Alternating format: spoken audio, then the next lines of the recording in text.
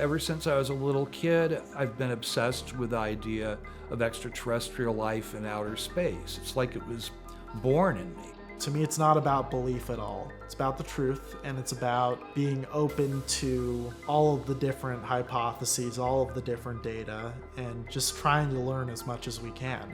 I've always been interested in UFOs, and it's just sort of been a lifelong obsession. When I became a MUFON field investigator and I started investigating the phenomena for myself, it was like a fish to water. It was what I was meant to do, what I was born to do. I view it as a mystery. I think it's ridiculous to think that there's not other life out there. I like investigating things. It's just in my nature.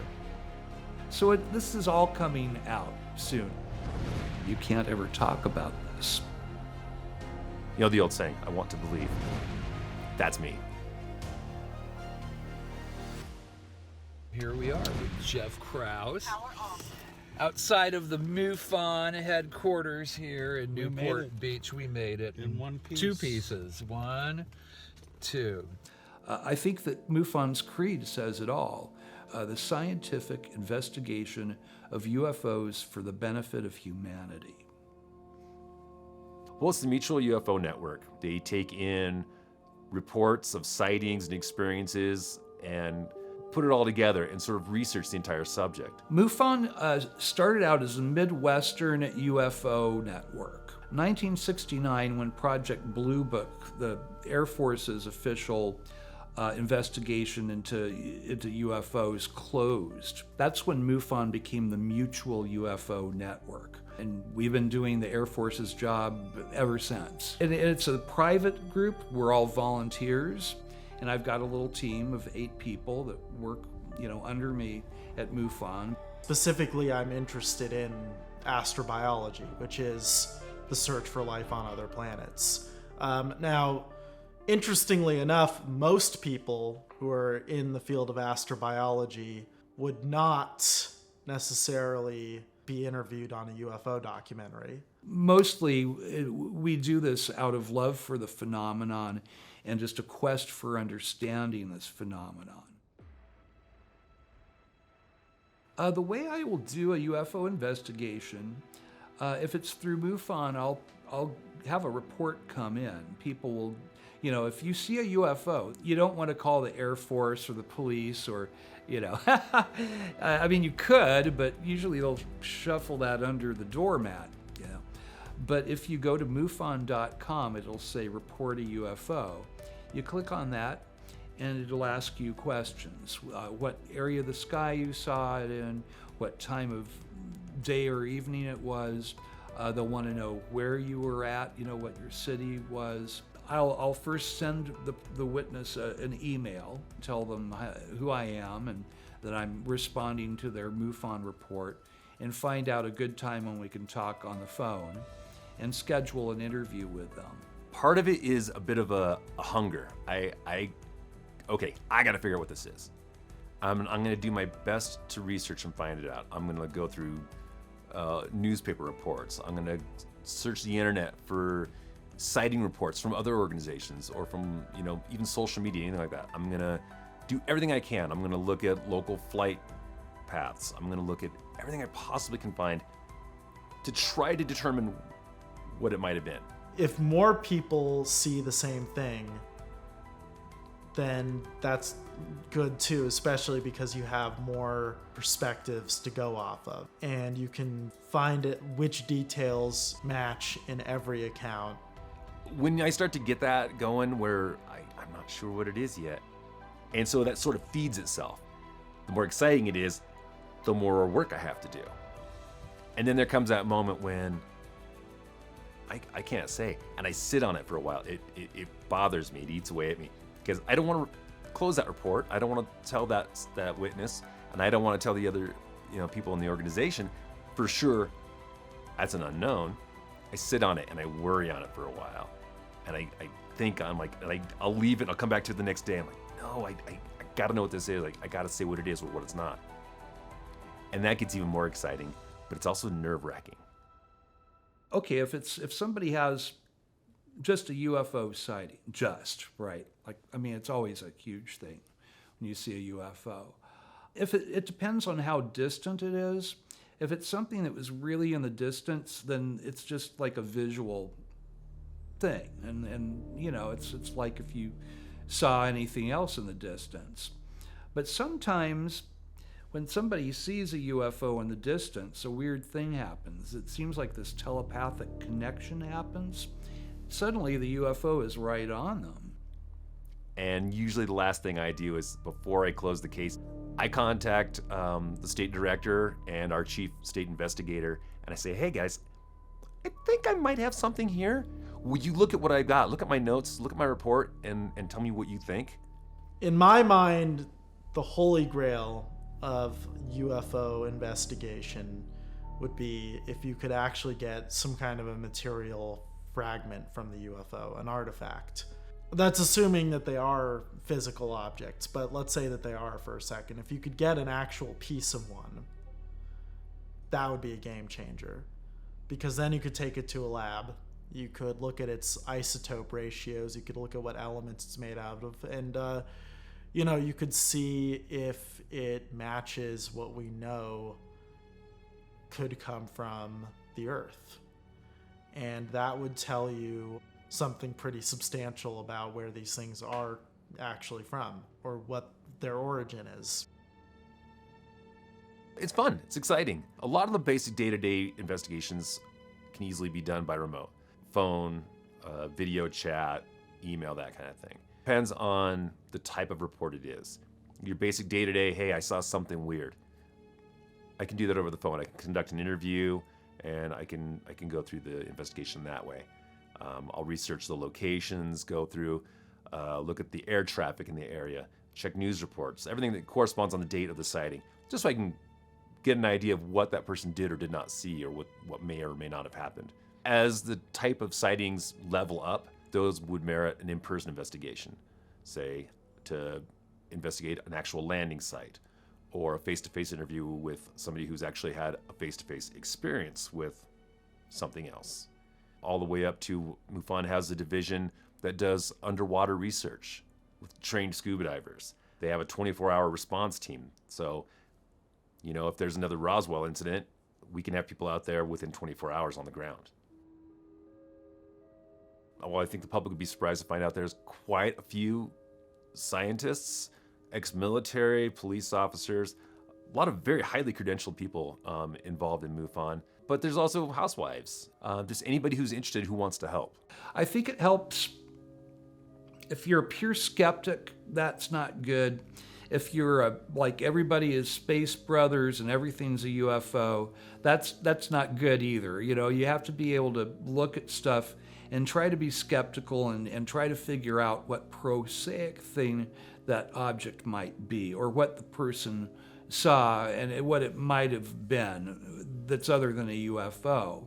And it's almost like you check everything off and you just keep on, but at the end of the day, if I can't find a scientific explanation for that, you know, sighting, there's your UFO. Doesn't mean that it's from an alien planet. I mean, it might be a black project of our own that I'm not aware of yet, but it's still unidentified. And that is what a UFO is, an unidentified flying object. It's pretty easy, actually. You can go to MUFON's website, and you can read up on them and see what they're all about. You can become a member. There's a little membership fee, and you get a newsletter, and there's different levels of membership. After a couple of years, I decided I wanted to get more involved, and I applied to be an investigator. And there's a whole training process to that. You sign up, you do the training, you take tests, and eventually you get certified as a field investigator. But that's pretty much how we do it. We have generally 3 months limit to how long we can take on a case. I had somebody, you know, put in a UFO report that was a rocket launch from Vandenberg the other night.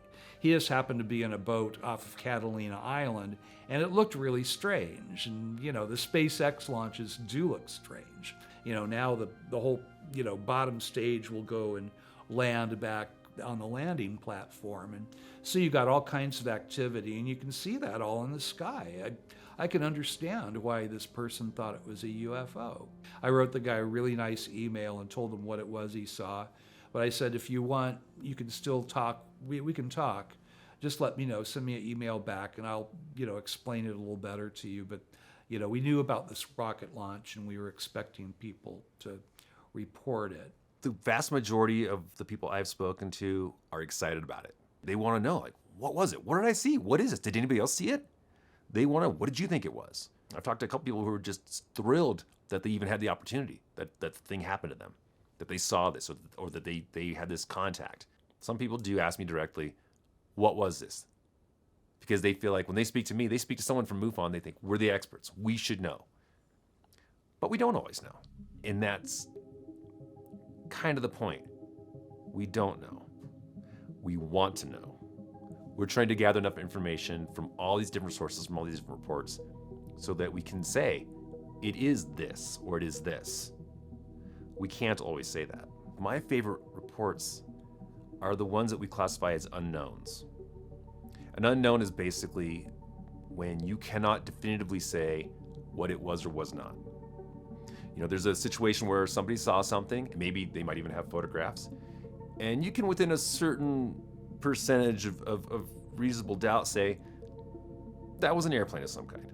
I can't tell you what kind it was, I can't identify it, but it was a man-made vehicle of some sort, or it was a satellite, or it was whatever, a planet, a star. That's one thing. An unknown is where you can't say for sure.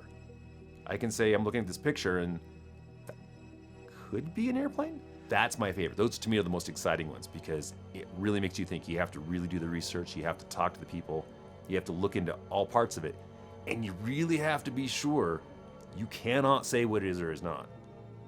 They're probably the more rare cases that we get, but for me, they're the most exciting ones. They're the ones that keep me interested. Yeah, a lot of them could be secret craft or, atmospheric plasma phenomenon or misperceptions. Again, most of them are.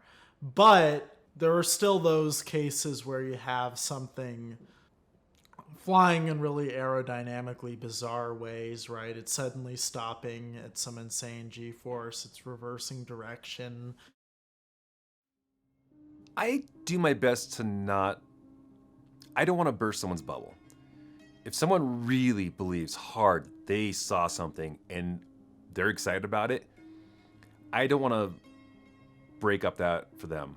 I will do my best to explain that I can't say for sure what that is. I can't tell you that is an alien or a UFO or whatever. I can only say what I think it might be or what it wasn't.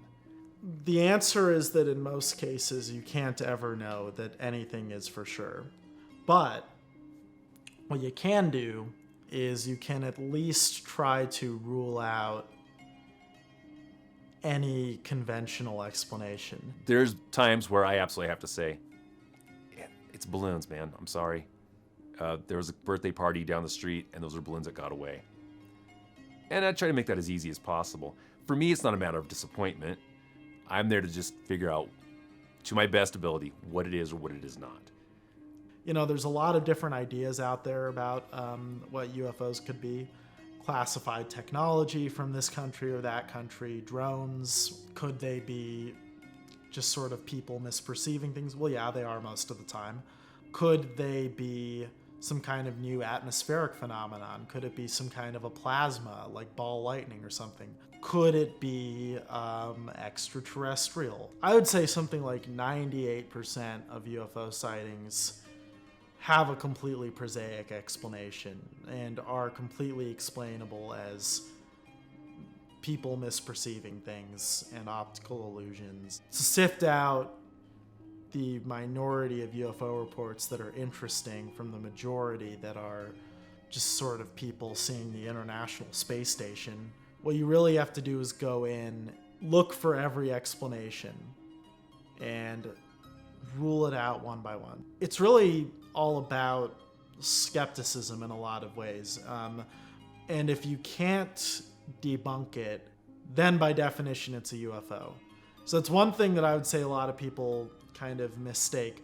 A UFO isn't just an unidentified, or UAP It's not just an unidentified flying object or unexplained aerial phenomenon. It's something that's unidentified or unexplained after you've done everything in your power to explain it. Does that mean it's necessarily aliens? I know what I want it to be. I want it to be contact from other planets, from other civilizations. That's what I really want it to be. I think it's ridiculous to think that there's not other life out there. There's this idea that they call the Fermi paradox, which is like this sort of statement in astronomy of like, where is everyone? Where are all of the aliens if there's so many stars out there that could host life and so forth? Classic argument against UFOs being alien is stars are too far away. It takes too much energy to get here from another star system. And so how are they doing that? Why are they doing that? How could they possibly have enough time to do that anyway? Because it's just really, and it is true, stars are really far away. Take the Voyager, which is the furthest thing we've ever sent out of the solar system, something like 50,000 years to leave the solar system. The other side of it is that space is very big. It's also very, very, very, very, very, very old. So if you took the age of the universe and scaled it down to a calendar year, all of human history happened in the last 60 seconds of January 31st. Yes, the star is very far away, and it would take a very long time, but there has been enough time. So let's say an alien civilization wanted to spread out throughout the galaxy, right? The way they would do it is they would send out one craft to a neighboring star system. It would get there, it would arrive in the equivalent of the asteroid belt or whatever, it would consume some matter, and then it would maybe 3D print out daughter probes and send those every which way to different solar systems and keep doing that. Now, you'd get kind of this snowball effect where within a few million years, you could blanket the entire galaxy with probes. And it's possible to do it in a time scale that is much, much less than the age of the galaxy, which is somewhere around 10 billion years old. Is it kind of crazy if they're driving their spaceship from Zeta Reticuli every Monday to go hover over Billy Bob's farm? Sure it is. But it's not ludicrous to say that their probes could have passed through the solar system. You know, waves of traffic from that kind of colonization scenario could be in the solar system. They could be hiding somewhere in the asteroid belt or the Kuiper belt, the edge of the solar system, wherever. And maybe if they are, they periodically send their probes to observe the Earth. And that is within physics, within astronomy, within astrobiology, a completely reasonable thing to speculate about, and it's completely possible. When I was 5 years old, my mom did disclosure for me. Now, it wasn't a family secret. We all knew that Mom worked as one of Howard Hughes's 2 private personal secretaries. But when I was 5, for whatever reason, my mom got talkative and she just told me about a story about what she had gone through. That when she was working for Hughes, that they took her out to the middle of nowhere. She said it was a great American desert. She had a little security detail with them, and there was this bunker, this shack, is the way that she put it, a shack, and made out of concrete, and kind of low slung to the ground, and it looked like nothing. She said that she wondered why they were taking her out to where it looked like maybe they kept tools or, machinery or something. But they opened up the door as everything's locked and secured, and there was an elevator. So she got into the elevator with a couple of security guys, and she thought that it was going to go down a couple of floors, but it kept going down.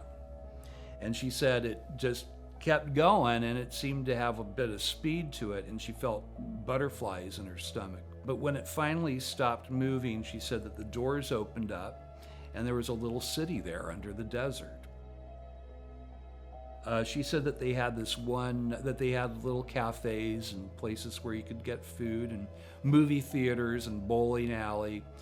And she talked about how it was funny. There was this one cafe that had these yellow umbrellas over all the little tables, like a French cafe. And she seemed to get a kick out of the fact that they had umbrellas in a cave. But it is apparently to make people feel comfortable with their surroundings. My mom said that there were a lot of German rocket scientists that worked down there. No, I would ask my mom, well, what were you guys working on down there? And she would never answer that question. I still don't know. I still have no idea. In my investigations, there was one guy who was a RAF pilot whose mom was another secretary for Hughes, and she told him the same story. I heard this from a friend of his. She was more detailed when she talked about the lab. She said that it was Howard Hughes's lab. They had a little catwalk that went over everything so you could see what they were working on down there. It was quite elaborate setup. It was like something out of James Bond, but real.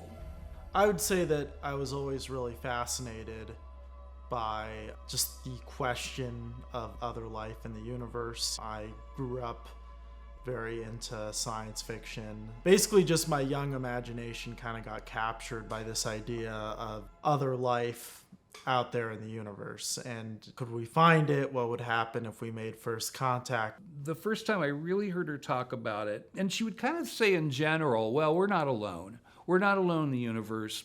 There's too many stars, too many planets. It's impossible. So she didn't say that she had learned that anywhere exotic.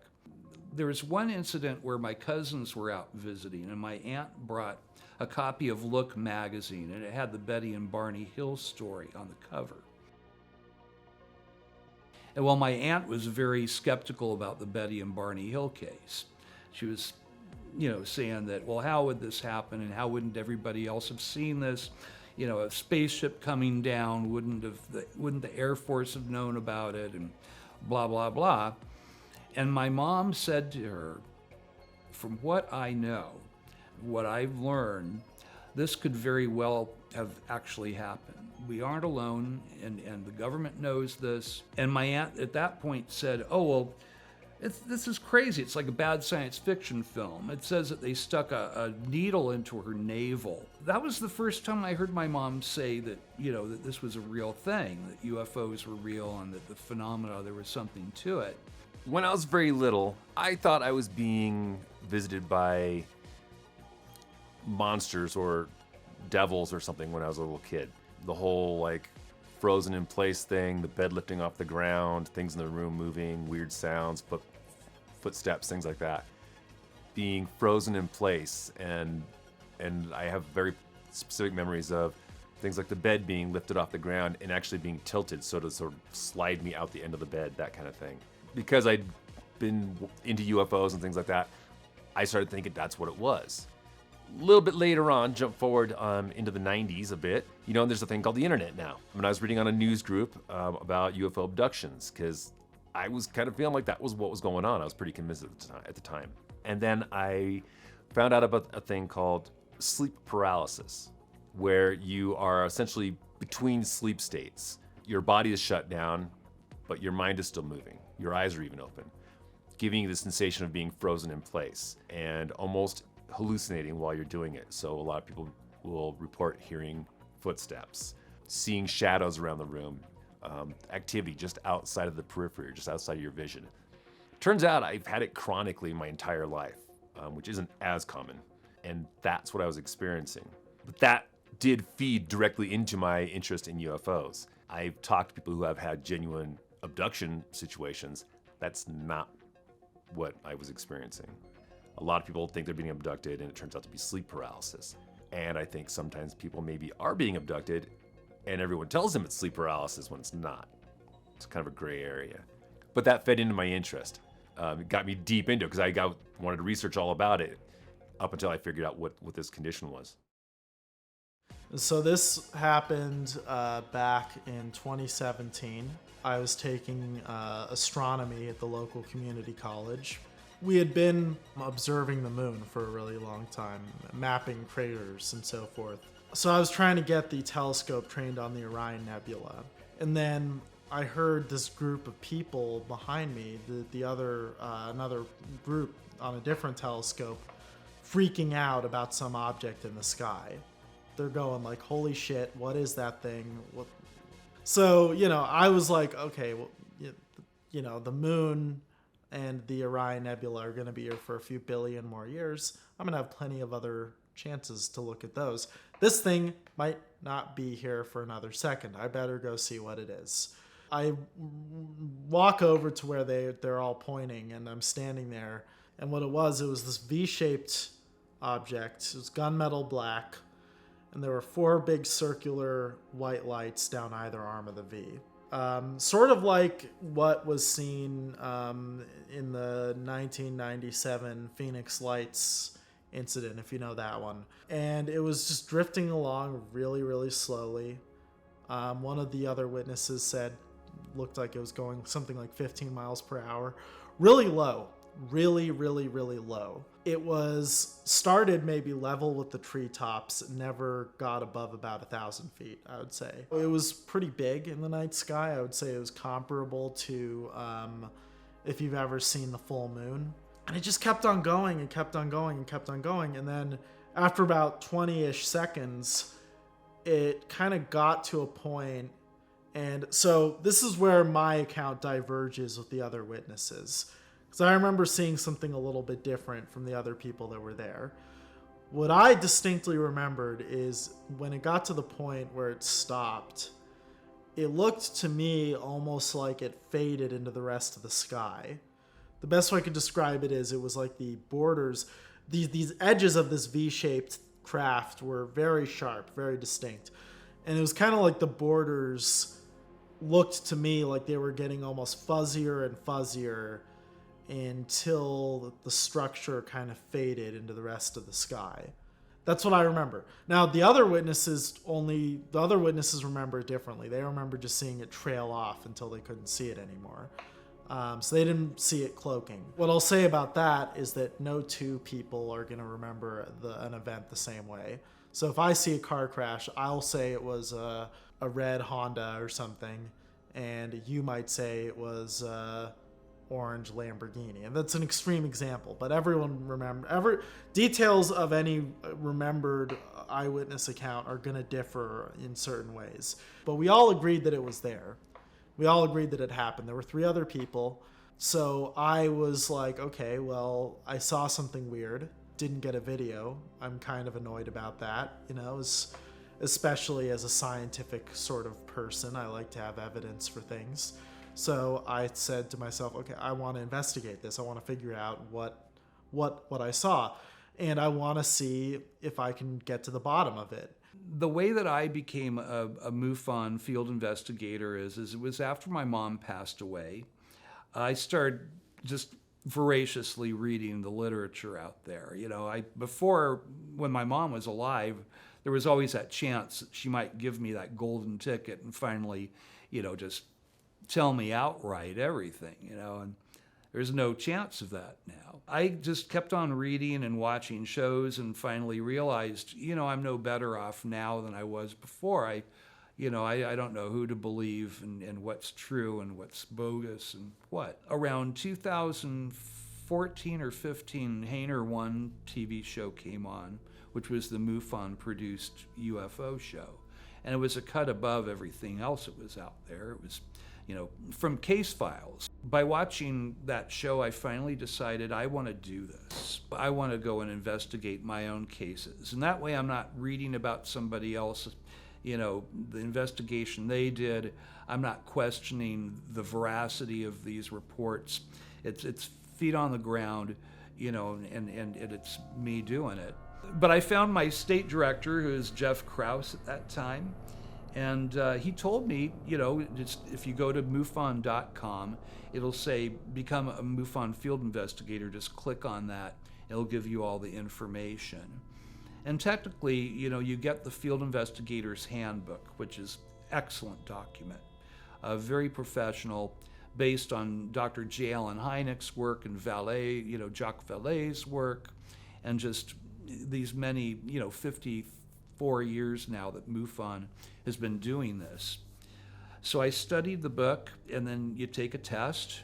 They do a background check on you and stuff because you don't want, serial killers and stuff doing this. Yeah.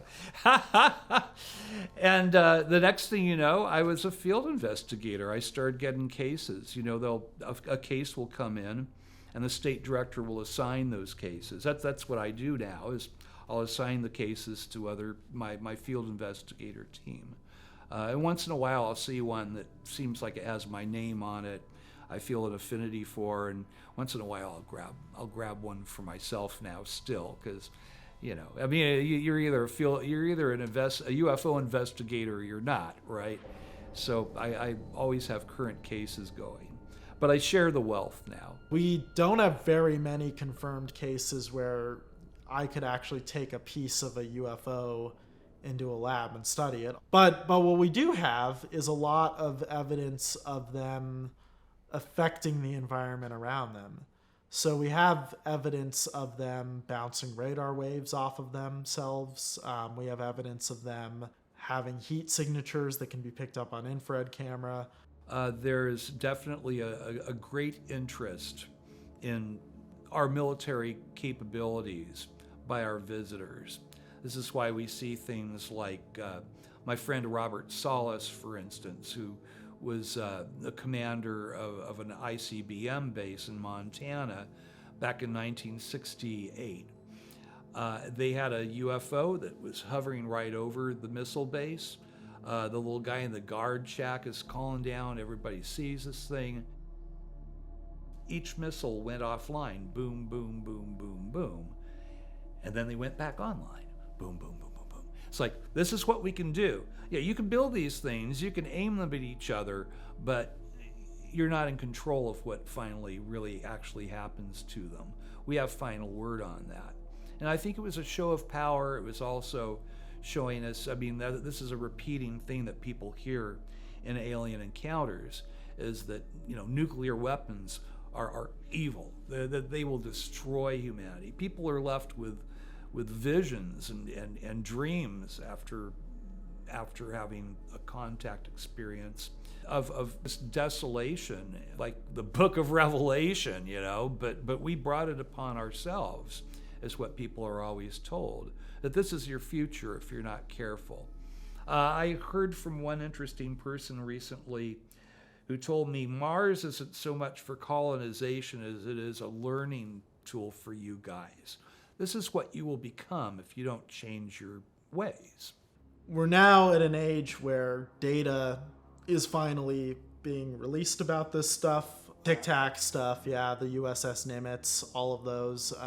You had multiple eyewitnesses, and honestly, that's nothing new. That's been in the UFO literature for decades. The point is that now, the only difference now is that it's being talked about a lot more in the mainstream.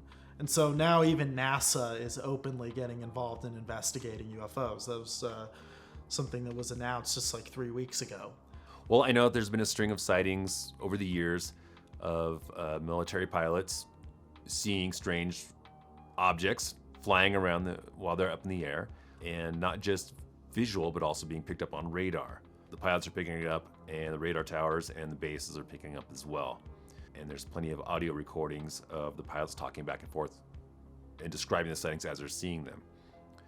Seems like a lot of them are taking place over the water, over our coasts. And there's a whole theory on aquatic UFOs. I find it very interesting that the military is finally acknowledging this and releasing it. Best evidence I've heard of up till now. I would say I would hearken back to what everyone kind of talks about, which is the Tic Tac incident. As far as the Tic Tac and the way that the government, I think that they were very, very, very foot draggy about it. I mean, this event happened in 2004, and it wasn't until 2017 that it became public knowledge. A video got out, and there's nothing that they could say about that video. It wasn't supposed to get out. It went out privately on the sly. And one of the pilots, he more or less videoed his radar screen or his FLIR video screen of what they were seeing. And there you see this craft that's just doing things that are impossible for anything that we have to do. Yeah, there was no visible means of propulsion, which is really weird. Really, really weird. I mean, that shouldn't be possible with what we know. No visible means of propulsion and being able to do those maneuvers.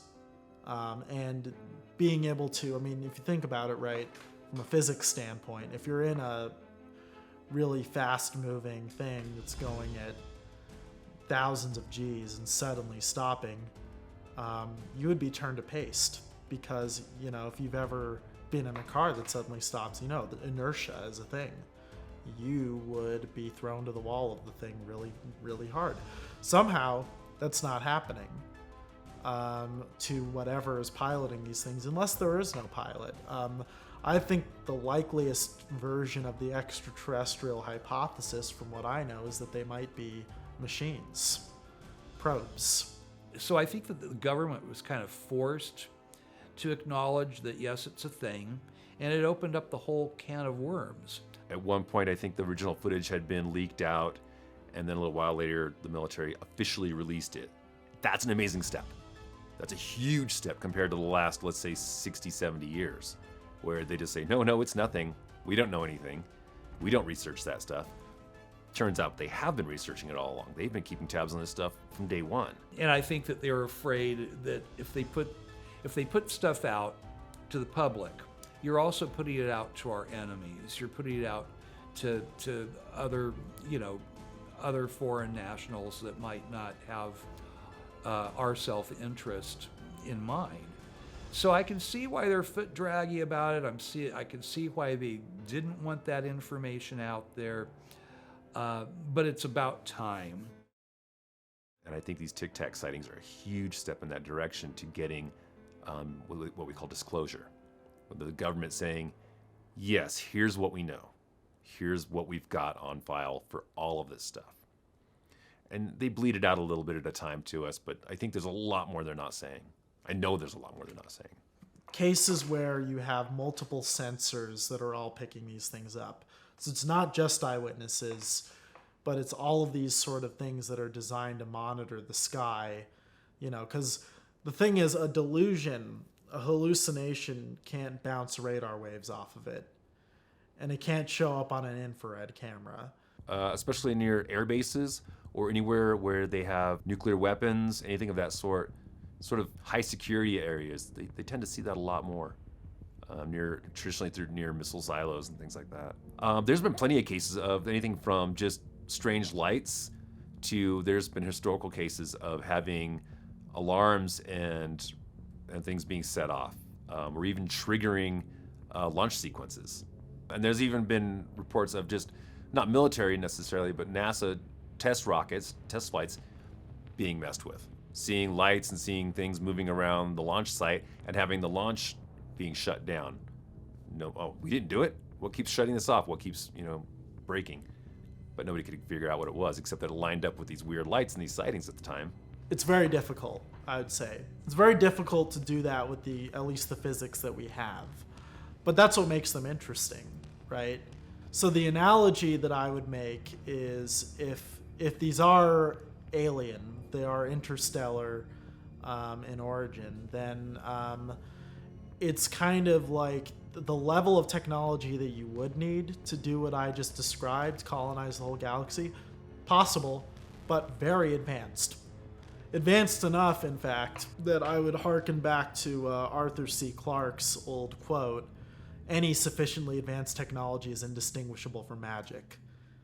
It would be a little bit like magic in the sense that, if you sent a nuclear reactor back to Victorian England, that would really be magic to them, because they don't understand. That would have been before Marie Curie sort of figured out radium and figured out, it wouldn't make any sense. One signifier of extraterrestrial technology that got here from another star system should be that it doesn't make sense to us. It shouldn't make sense to us. There's some stuff I don't necessarily like to say or talk about just because I don't like to give definitive answers. And I also, like, with cases I've personally worked, I don't like to talk too much about it because these are private citizens that may or may not have said, hey, you can talk about this or you can't. Sure. When you file a report, there is a box that says, do you want to remain anonymous? Do you want to keep this stuff quiet or do you care? There's a thing for that. I just assume, even if they don't care, I don't like to say that, oh, this lady from this specific town on this specific day saw this thing. Because people will put two and two together. They'll figure out that was Mary Jane who lived in, Las Vegas, and they'll figure that out. And maybe that person doesn't want anybody to know about it. So I tend to shy away from giving too much detail on, actual real cases I've worked personally.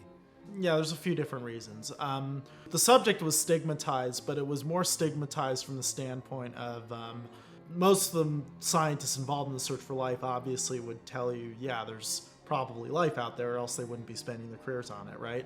But the idea was, it's very difficult for interstellar travel is really hard.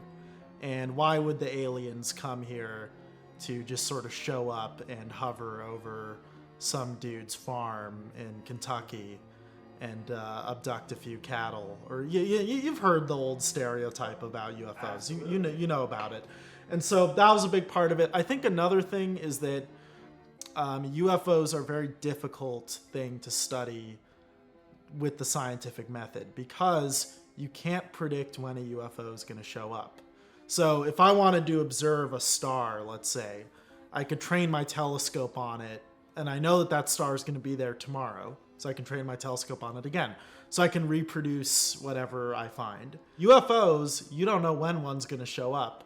You can't set up an observation station and experiment and everything because it's completely unpredictable. It's very difficult to sort of get repeated tests.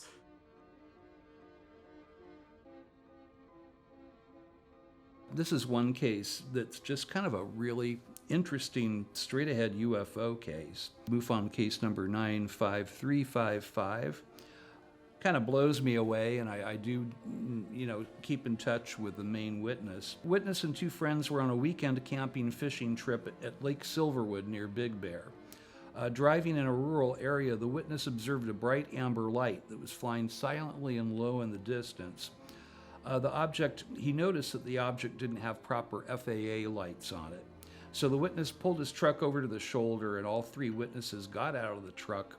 They were all leaning up against the bumper of the truck, watching as the object slowly approached their position. As the object approached, it resolved into an object which the witness described as a black boomerang wedge-like shape, like a giant pair of wraparound sunglasses. By the way, I'll mention that the main witness of this case is an aerospace engineer working for a major aerospace company. All three witnesses could hear a low humming sound. We could feel it in our bones and our feet. It was quite uncomfortable. The witness's friend said that he made sure the truck engine was turned off, as he had heard that UFOs can cause car electrical problems and cause an electrical system to burn out.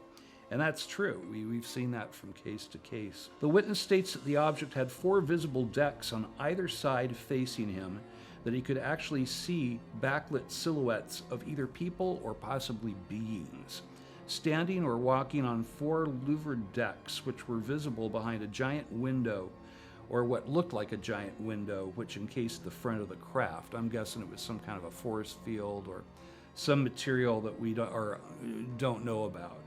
As the object passed over the witness, he could see 4 panels on the back, which had the look of electronic snow, like you see on an old television set that's between channels. And I've heard this in other cases too, where there's a propulsion system seen and it looks almost like the snow that you'll see on a television. The witness states that the craft continued heading on its original trajectory until it was finally lost to their sight at the visual vanishing point. Now, the witness, who was on the camping trip with his friends, he worked as a lab technician doing electroplating of circuitry boards that were used exclusively in aerospace work. Guy is sharp as a tack. No reason to make this story up. Here's some of his interview. He said, "I've never seen anything like what we witnessed that Sunday. We all saw it. My best friend who passed away last year was there as well. He didn't want to report this, even though we did know about MUFON when we had our sighting. But John recently passed away, which freed me up to finally put in a sighting report about this. I don't know if it's ours or if it's theirs, but I'm hoping that you can help me because it looked like a flying aircraft carrier. I interviewed the witness. It says here, I interviewed him thoroughly 3 times over 4 months. A witness never changed his story, never embellished on what he had said. What I'll do when I speak with somebody, like in this case, there was only one main witness left. So I'll kind of cold call the person and have them repeat so that, you know if somebody's reading from a piece of paper or if they're embellishing or making something up or if they're telling you something from memory. This guy had just all the emotions that you would have if you had seen something amazing like that. He said, we were all talking to each other about what we were seeing. We were excited and scared as well, as you could imagine. We could see columns from deck to deck, and on the most upper deck, we could see humanoid figures moving around. We were saying things like, look at that guy. Is he driving that thing or what? And it looked like somebody was shining a light up at it, like the UFO that was seen in China. There was a similar sighting that was seen in Beijing airport a few years ago. Everything around us seemed to be crackling. I could feel my insides humming. Thinking of it now, I'm really glad that I turned off my truck. As we were looking at the back of the craft, there were 4 boxes that were louvered and they shimmered like a road on a hot summer day. The boxes looked like a TV when there's no channels on, black and gray from top to bottom of the craft. When I worked in aircraft, I was once in the world's largest building in Everett, Washington. I was an aircraft hangar there, and this would not fit in there. The ceiling would have collapsed with all the structures having to be removed to fit it in. The way that I closed this case was, I said witness was to the point, lucid. He never diverted from his original interview and his statements. He recounted his experience from memory and never stumbled around in recounting his sighting, as if recalling a remembered incident. Witness has worked for many years as a technician in the aerospace industry, having originally worked in electroplating components in his grandfather's company. Considering the witness's background in aerospace and the witness's composure and the levels of emotion while describing his sighting to me during the 4 methodical interviews I conducted with him, I believe the witness was describing a remembered event that he could not explain. And I closed this as an unknown aerial vehicle, a UFO. That's one of my favorite UFO cases. It's just no abduction, no beings except possibly, and I wonder what this was, Could it have been time travelers? Was that us from the future? It has kind of a human craft look to it, the aircraft carrier thing. I could kind of see that, in his illustration. But certainly, I don't think it's something that we have now, or if it is, it's quite secretive. I've been told time and time again that, the more you do this, the more involved you get with UFO research, you tend to start having those experiences. Like you pop up on their radar somehow, whoever they are. They realize you're interested and you're poking around, so they poke back eventually. I haven't had that happen yet. It's a little frightening, depending upon the degree of poking that's being done. But I do want to experience that for myself. If anybody out there, if you've had an affinity for the things that I've been talking about and you'd like to do this yourself, it's not only very possible, it's pretty easy to do. You just apply yourself, read the book, take the test, and then you start getting cases. And we mentor you at first. We have a mentorship program that we do that kind of gets people up to square when they first join, and before you know it, you're going out on cases. 90 to 95% of cases are prosaic objects that people misidentified. But that 5 to 10% that I can't explain, that's what keeps me going and keeps me doing this day in and day out. I don't foresee a time in my life where I won't be doing this. I've got the bug, I love it, and you can do it too. And that's kind of the point of it too, is that MUFON's a safe place to submit these reports. You can absolutely do it anonymously if you want. You don't have to give your personal information if you don't want to. You can check the box that says, keep my name out of this. Don't contact me. I'm just giving you this information because someone needs it. Absolutely free to do that. You know the old saying, I want to believe. That's me. I think that's really what it's all about in the end. It seems to be working now because, I've got a team working under me, and I've got, speaking engagements, and I get to tell people about this amazing phenomena, which is like magic, but real, And I love it. I love it. There's no way I'll ever not be doing this.